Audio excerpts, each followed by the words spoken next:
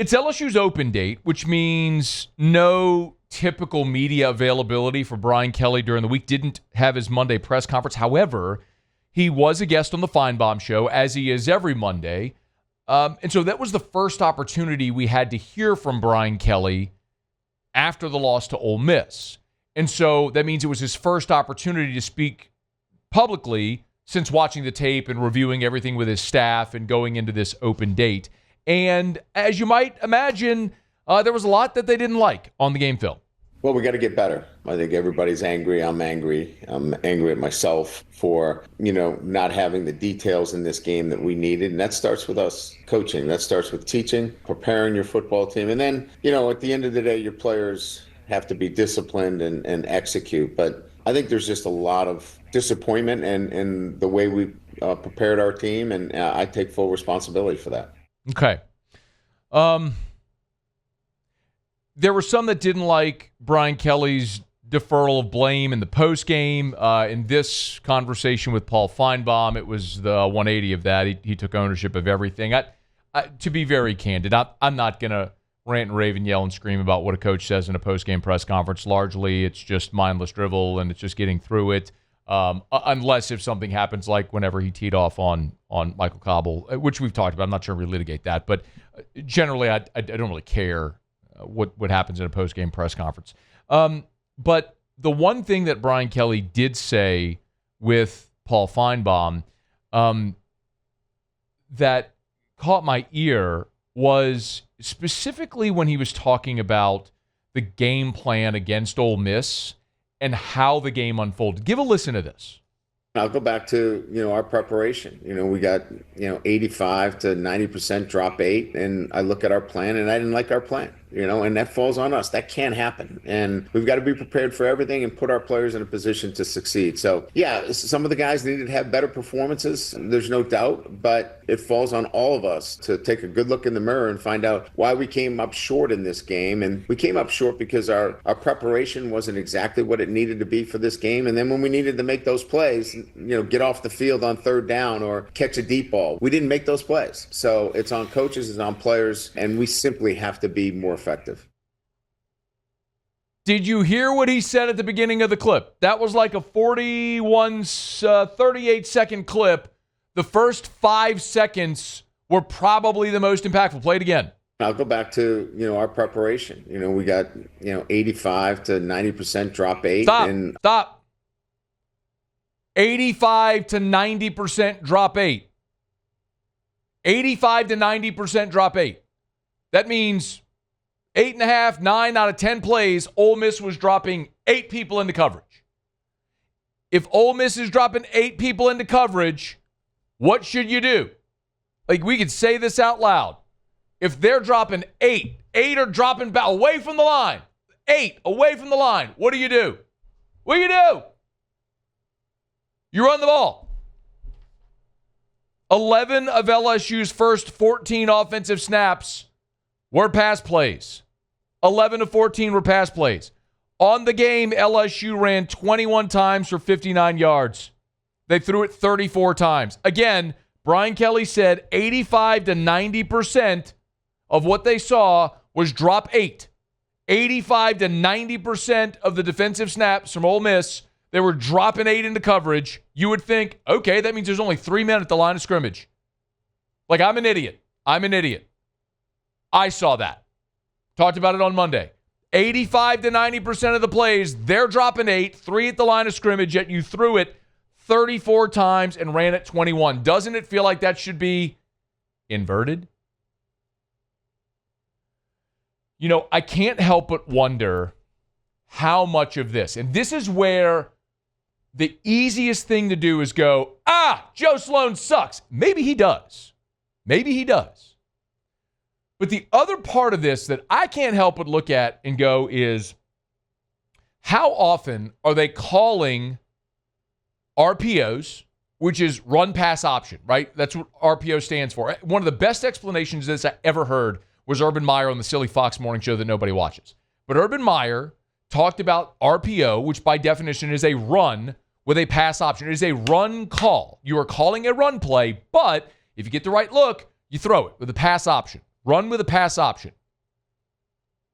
How many times did Garrett Nussmeier check out of a run into a pass? That I have no way of knowing that. Zero. Only Garrett Nussmeier, Joe Sloan could answer that question.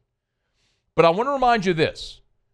After the Clemson game, this was the Monday, right? This was Monday after Clemson. So not immediate post game. This was Monday after Clemson. You win the game. You watch the film on Sunday. Brian Kelly comes meets with reporters on Monday.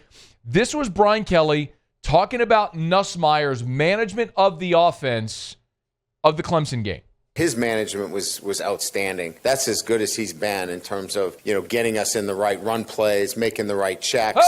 As I said, I think he held the ball for no more than 2.2 seconds on an average. The ball came out quickly. That helps your offensive line. I thought he did that happens only when you have a veteran quarterback. Ball got out quickly. He got us into the right running plays. Held the ball no more than 2.2 seconds. Remember, the big concern was Clemson's defensive line and the pressure. New offensive line for LSU. He got the ball out quickly, got you into the right running plays, right checks. So did Nuss just not make the right reads, right checks against Ole Miss? Was it Joe Sloan with bad calls or Nuss's lack of making the right? Those are the things I don't know. And if we had an opportunity to speak to Brian Kelly on Monday, you better believe that would have been the first question that I asked. But that's one of the things that I can't get out of my head when I continue to look at this, which seems so obvious. They rush 3. You've got to be able to run the ball against a 3-man front. And you didn't even try. You were such imbalance pass when they're dropping 8. Not me saying it. The head coach is telling you Ole Miss dropped 8 85 to 90% of the time. Which means you had numbers to run the football and you didn't even try. You threw it 34 times, you ran it 21. That should have been inverted. Why wasn't it? Is that Joe Sloan? Is that Garrett Nussmeier? Is it the week of preparation? Is it you did a poor job managing in-game adjustments as well when you saw what they were doing and you didn't flip to it? Ultimately, it all comes back to the fact that you were, and Brian Kelly said it, you had a better roster than they did. Your roster is better than theirs. That will show itself in April when the draft rolls around and LSU has a dozen guys picked. You are a more talented team, and you lost because of that. That's why you lost. Your defense was on the field for 84 plays and still only gave up 24 points. You realize you were 25 minutes into the game and Ole Miss had 3 points? 25 minutes into the game, Ole Miss had 3 points.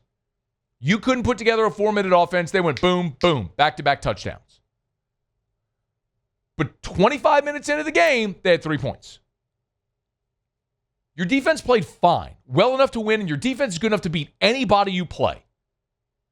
You have got to figure out how to establish some semblance of a ground game. So Brian Kelly was asked by Finebaum, what's the focus here on the bye week? Here's what he said. This is getting back to what I said earlier. Our practices, our teaching, our meetings have to be so much more detailed and the specifics of how to do our jobs on a play-to-play basis. And that's caused us inconsistency because we haven't been detailed enough. And in particular on offense, our defense has been really solid. It's been such that we can win a championship with our defense. We have got to get our offense playing more consistently and doing the things that they're capable of doing and getting our players to make those plays. So that's what we'll spend this week on. That's what we'll be locked in on as we continue to move through, a schedule that allow us the opportunity to be a championship team. He said a lot there. There's 2 things. Number 1 is get healthy. What do you use this bye week for? Number 1 is get healthy. Tell Garrett Nussmeier, go sit in an ice bath for 2 weeks. I don't care what you do. Red light therapy, PRP, BPC 157. It doesn't matter. Like PRP treatments, whatever you're going to do, just go put yourself in bubble wrap. Go sit in a hyperbaric chamber for 2 weeks. Go get your body as right as you possibly can for 2 weeks. Same with Caden Durham,